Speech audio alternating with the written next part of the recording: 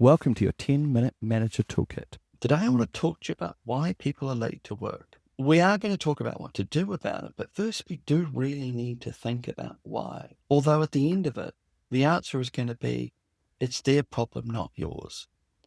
So let's talk about that. Let's go.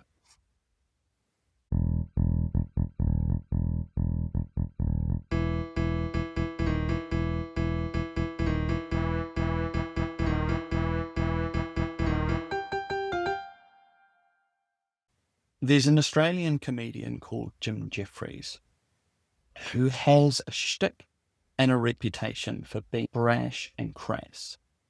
And he does a bit in which he talks about post his success, he finds himself in fancier and classier circles with high achievers. And in this bit, they turn to him with the sort of, okay, well, what have you achieved? What have you contributed to society? And he says, oh, I got the networks to let me say, expletive C word, on TV. The bit being, amongst high achievers, what he has achieved is hardly an achievement. Arguably, it's a step backwards. And it's trashy and just a totally different level of contribution to society, and ironically, hardly one at all. That's the joke. If someone were to ask me, what are you really, really, really, really, really, really good at? I would like to think I can deal with almost everything and anything, but what's the thing you have dealt with so many times you can do it in your sleep? If you were to ask me on a panel discussion, what would you like to talk about that you are, in your eyes, A+ gold standard on, I would probably say not diversity, not inclusion, not big political issues, not big social changes. I might well say, oh, well, I'm really good at how to deal with people who are late for work all the time. I'm not focused on the big social issues. What I tend to be focused on is how can I help managers to actually get everything running smoothly? And one of the most frequent issues that I deal with is people who are just late. So let me put on my pants of expertise and talk you through managing late for work. There's a lot to talk about in this space, and you could go so deep on this question, and I can't do that. So we're going to just do this quick skim over the concept of time, because if you're talking timekeeping, you can't not talk and think about time. And I'm going to break it down into three parts. First, we're going to talk about the scarcity of time. Then we're going to talk about perception of time. And then we're going to talk about prioritization of life and work. So let's first talk about scarcity of time. There's a strong argument, if not consensus, that time is the fourth dimension. It is a dimension that we all move along consistently and regularly, and we are moving unidirectionally. We can only go one way, but we are all going the same way at the same speed.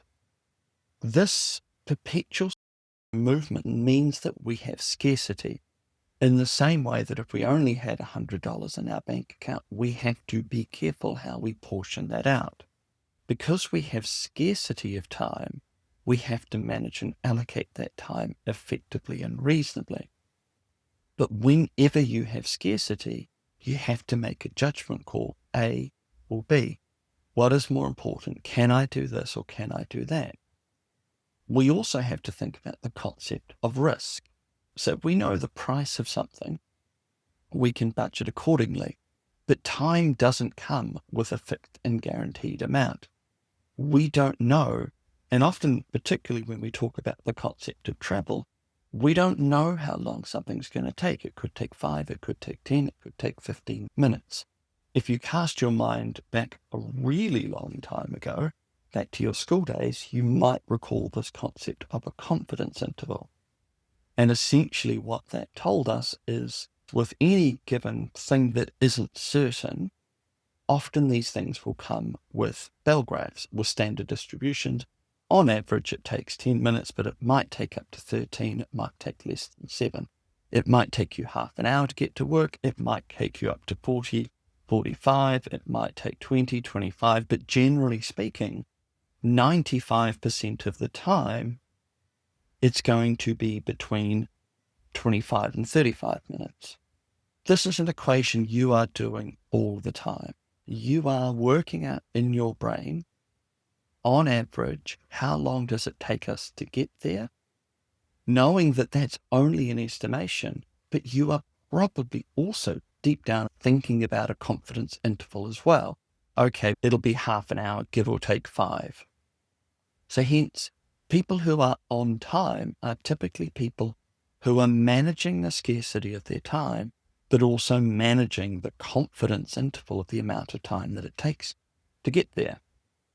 Often when people are frequently late, they are not estimating that probability functioning, or they are not recognizing the scarcity of time, or they are prioritizing something else entirely. They never committed to getting to somewhere on time in the first place.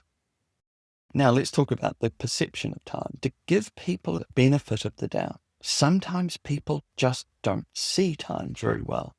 And if we talk about time as the fourth dimension, there's also a good argument to say that perception of time is one of the actual senses that we have. People say there's more than 5 senses, 6, 7, 8.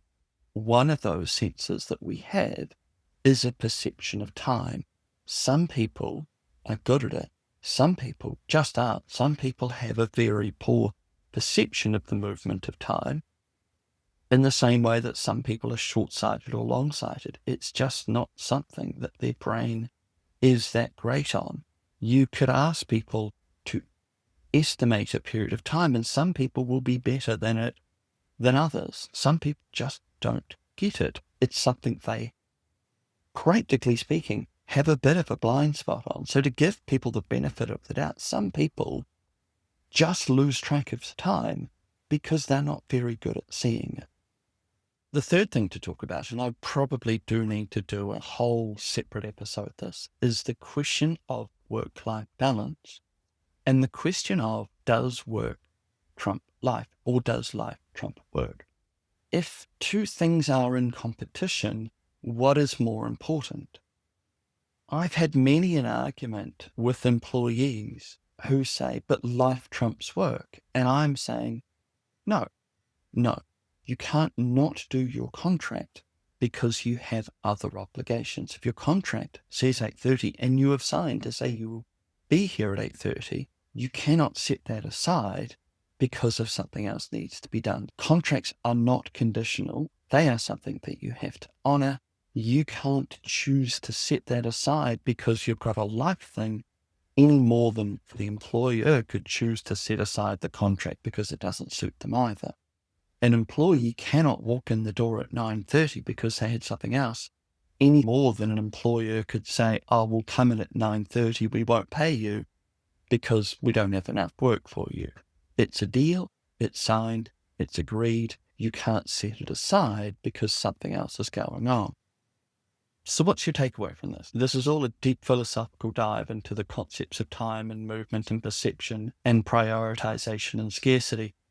What do I think you should do? The first question is, how important is timekeeping? How important that it is if it says 8:30 that someone turns up at 8:30? If you can immediately point to, well, stuff needs to get done, store needs to open, everybody else needs to get on with it, they're part of a team, the team has to start work at 8:30. If they don't turn up, everybody else has to wait for them. That's very good reason. Absolutely. And you're well entitled to say so because that's big stuff. My only suggestion is just double check you're not sweating the small stuff. You're not enforcing the start time because of concepts of insubordination or assertion of control. If the person is struggling to get there at 8 o'clock, but 8 o'clock is an arbitrary time, it doesn't really matter if it's 8:15, 8:20, 8:30, so long as they do their hours. Maybe you need to have a good think about whether or not the flexibility that they need could be provided. But you're well entitled to enforce something, especially if it's important, if it's actually necessary. The second concept is this idea of frequency. Probably the root cause is they're not doing their time estimation correctly. If they are thinking, oh, well, on average, it takes me 20 minutes to get there, but the difference is 10 minutes either side, that means they're going to be late pretty much a third to half the time. And if that's a problem, that's something you need to sit down and say, look, you need to be here on time. You need to build in buffers. The third takeaway is this is not your job. Despite what I just said, this is actually not your problem. You just need to enforce the rules. You just need to enforce the contract that you have signed with them to say, well, look, it is becoming a problem. It is slowing everybody down. You need to fix this. I can't get you out of bed any earlier. I can't get you in your car any earlier. I can't control the buses. It's your job to get here. That's your responsibility. It's not mine.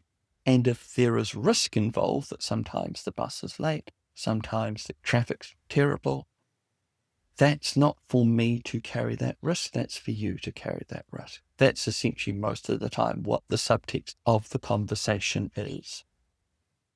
To keep it really simple, most of the time when we are talking people turning up to work on time, this is what is going on. The employee is balancing a lot of competing priorities. You are entitled to say to someone, you're shortchanging me. That's actually important for these reasons.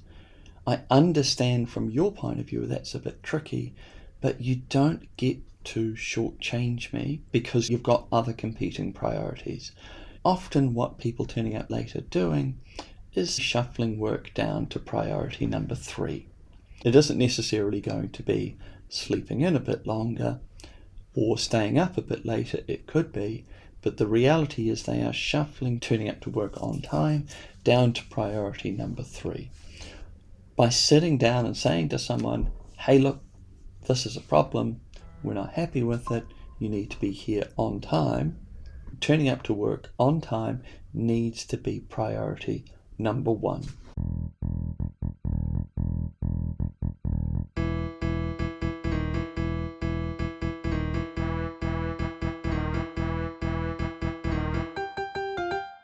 Thank you for listening. Again, as per every outro of these podcasts, if you're interested in how we can help you more and you're in the healthcare industry, or alternatively, white-collar professionals works just as well, Managingmedical.nz.